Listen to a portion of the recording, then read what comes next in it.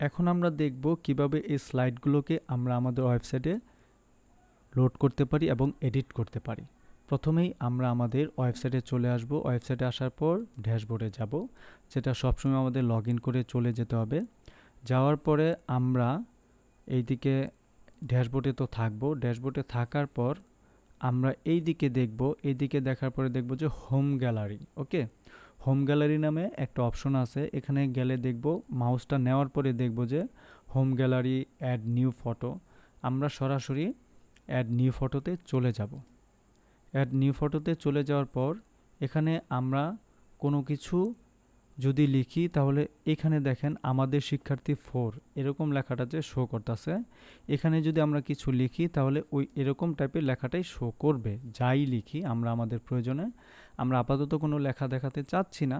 আমরা ফিচার ইমেজে চলে যাব, সেট ফিচার ইমেজে ক্লিক করব।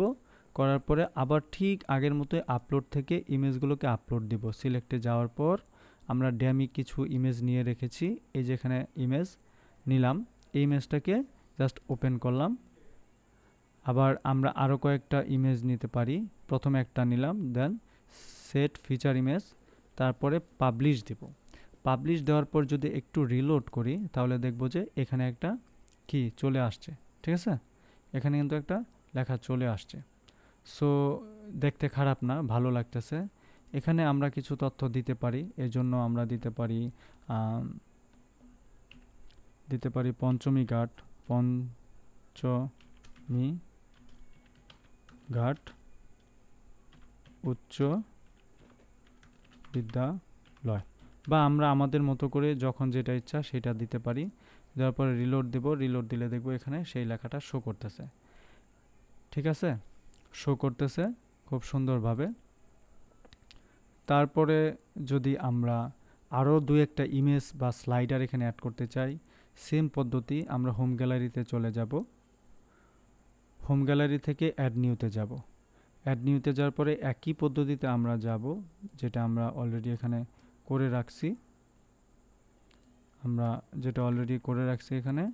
সেখানে যাব।